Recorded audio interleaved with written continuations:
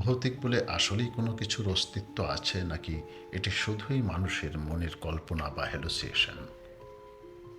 আবার ভৌতিক বলে যদি কিছু নাই থাকে, তাহলে হাজার বছর ধরে মানুষ কেন এটাকে এত ভয় পায়? সুখ দুঃখ, আনন্দ বেদনা, ভয় অভয়ের মতো অনুভূতির জন্য তো কোনো না কোনো উপলক্ষ বা এর কোনো ভিত্তি থাকা উচিত, তাই না? মানুষের মন কি তাহলে কেবল সময়, পারিপার্শ্বিকতার আবহে কোনো কল্পনার উপর নির্ভর করে ভয় পায়, নাকি এর পেছনে কোনো অদৃশ্য সত্য লুকিয়ে আছে?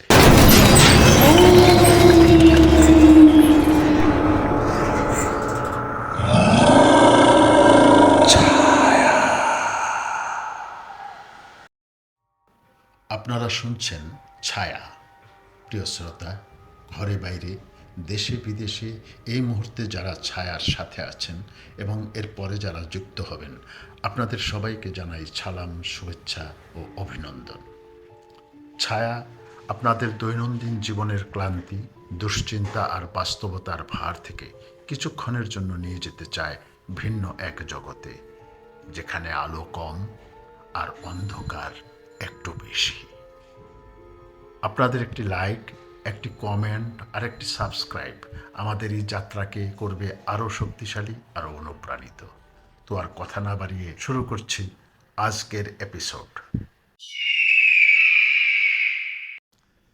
গ্রামের নাম শিমুলতলা। মানচিত্রে এই গ্রামের নাম থাকলেও অনেকেই বলে এই গ্রামটা যেন সময়ের বাইরে পড়ে আছে। এখানে সূর্য অস্ত যাওয়ার পর কুয়াশা শুধু আকাশ থেকে নামে না, কুয়াশা নামে মানুষের মনে। আর এই গ্রামে থাকতো মাধবী। মাধবী একসময় খুব সাধারণ একটা মেয়ে ছিল। হাসতো, কথা বলতো, স্বপ্ন দেখত। তার স্বপ্নের নাম ছিল আরিফ। দুজনের প্রেমটা খুব প্রকাশ্যে ছিল না।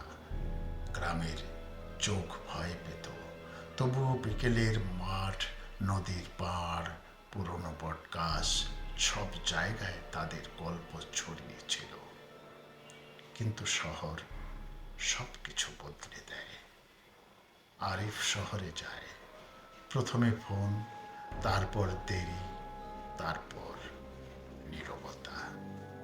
শেষ ফোনটা এসেছিল এক সন্ধ্যায়। মাধবী, আমার বিয়ে ঠিক হয়ে গেছে। এই একটা বাক্যই মাধবীর ভেতরে কিছু একটা চুপচাপ ভেঙে পড়ে। সে কাঁদেনি, চিৎকার করেনি, সে শুধু চুপ করে বসেছিল। সেদিনের পর থেকে গ্রামের মানুষ লক্ষ্য করল মাধবী আর রাতে ঘুমায় না। রাত নামলেই মাধবী বাড়ি থেকে বের হতো, খালি পায়ে, চুল খোলা, চোখ ফাঁকা। সে যেত কুয়োর কাছে। ঘন্টার পর ঘন্টা কুয়োর ভেতরের অন্ধকারের দিকে তাকিয়ে থাকত। এক রাতে তার মা জিজ্ঞেস করেছিল, কি দেখিস ওখানে? মাধবী ধীরে মাথা ঘুরিয়ে বলেছিল, ও আমাকে ডাকছে। সেই রাতে প্রথম অদ্ভুত ঘটনাটা ঘটে। মাধবীর ঘরের আয়নায় তার প্রতিবিম্ব নড়েনি, কিন্তু সে নিজে নড়েছিল। পাঁচু ফকিরের নাম শুনলেই শিমুলতলার মানুষ মুখে থুথু দিত। সে থাকতো কবরস্থানের পাশে, যেখানে বাতাসও ভয় পেয়ে থেমে যায়। মাধবী সেখানে গেল এক অমাবস্যার রাতে। ফকির তাকে দেখেই বলেছিল, তোর চোখে প্রেম নাই, আছে দখল করার ক্ষুধা। মাধবী শান্ত গলায় বলেছিল, আমি ওকে চাই, যেভাবেই হোক। ফকির হেসেছিল। সে হাসি মানুষের ছিল না, কালো জাদুর শুরু।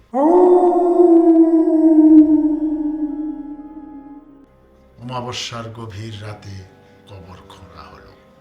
একটা পুরনো কবর, যার নাম কেউ জানত না।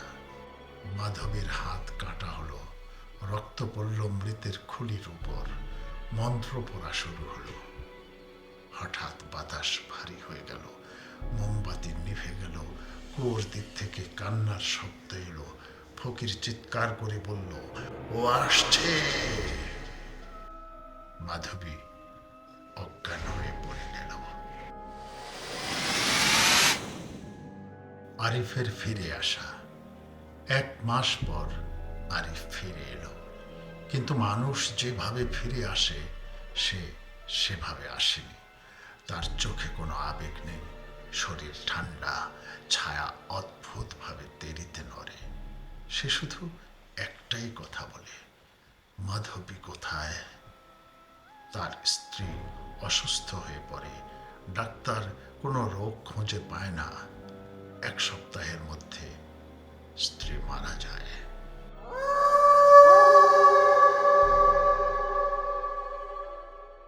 এরপর শুরু হয় শাস্তি। মাধবীর শরীরে নিজে নিজেই ক্ষত তৈরি হয়। ঘুমালে কেউ তার গলা চেপে ধরে। ঘরের দেয়ালে নখের আঁচড়। পাঁচু ফকির এক রাতে নিজের ঘরে ঝুলে মারা যায়। মাটিতে লেখা পাওয়া যায়, ঋণ শোধ হয়নি।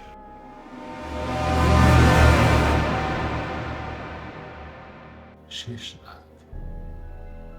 এক গভীর রাতে আরিফ মাধবীকে কুয়োর কাছে নিয়ে যায়। সে বলে, ওরা বলেছে একজনকে এখানে থাকতে হবে। মাধবী বুঝে যায়, কালো জাদু প্রেম দেয়নি, এটা আত্মা চেয়েছে।